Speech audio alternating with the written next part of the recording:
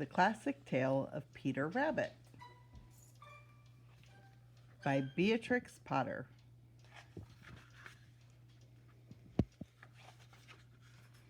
Once upon a time, there were 4 little rabbits, and their names were Flopsy, Mopsy, Cottontail, and Peter.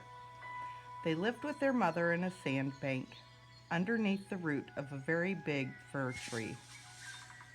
"Now, my dears," said old Mrs. Rabbit one morning, "you may go into the fields or down the lane, but don't go into Mr. McGregor's garden. Your father had an accident there. He was put in a pie by Mrs. McGregor. Now run along and don't get into mischief. I am going out."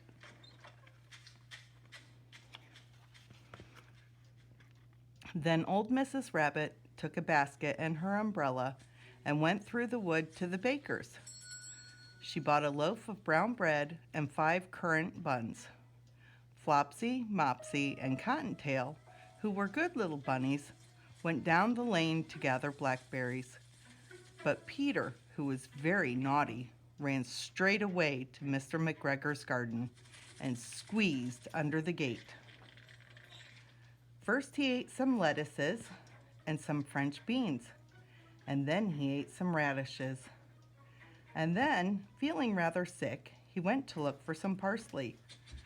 But round the end of a cucumber frame, whom should he meet but Mr. McGregor?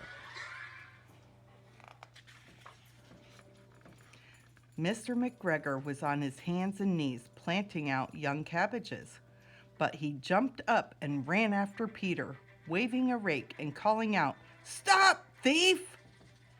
Peter was most dreadfully frightened. He rushed all over the garden, for he had forgotten the way back to the gate. He lost one of his shoes among the cabbages and the other shoe amongst the potatoes.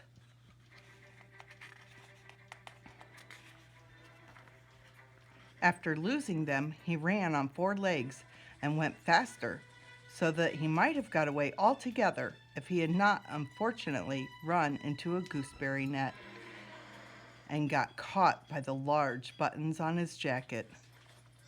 It was a blue jacket with brass buttons, quite new. Peter gave himself up for lost and shed big tears, but his sobs were overheard by some friendly sparrows, who flew to him in great excitement and implored him to exert himself. Mr. McGregor came up with a sieve, which he intended to pop upon the top of Peter, but Peter wriggled out just in time, leaving his jacket behind him. Peter rushed into the tool shed and jumped into a can. It would have been a beautiful thing to hide in if it had not had so much water in it.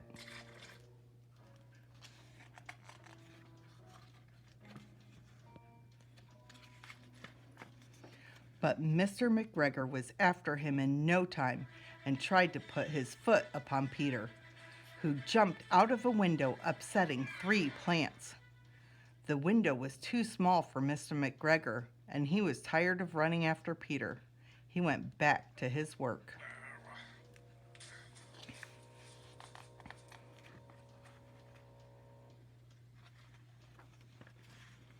Peter sat down to rest. He was out of breath and trembling with fright, and he had not the least idea which way to go. Also, he was very damp from sitting in that can.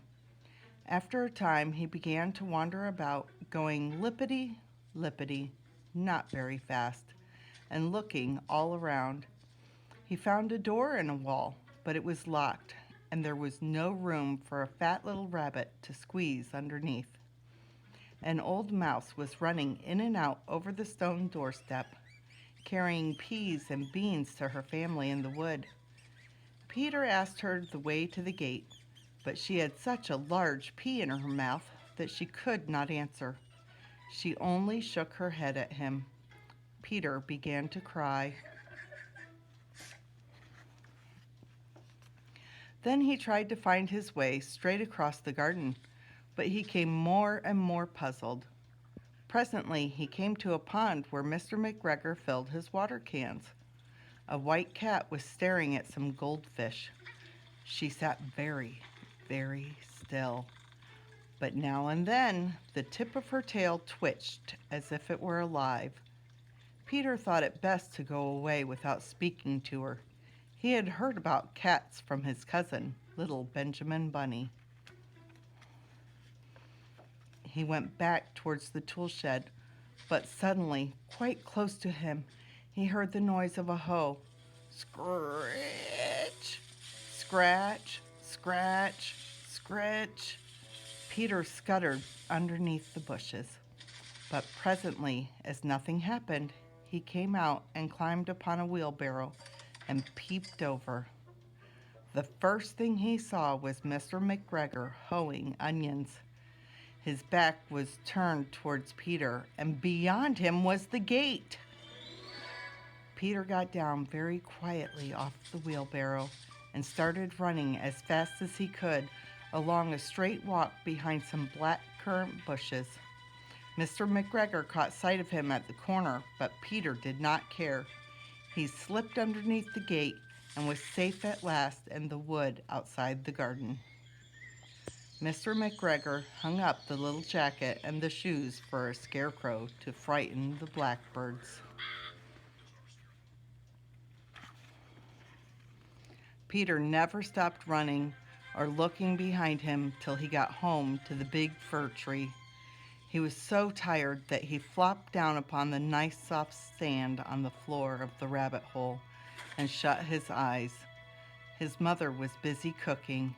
She wondered what he had done with his clothes.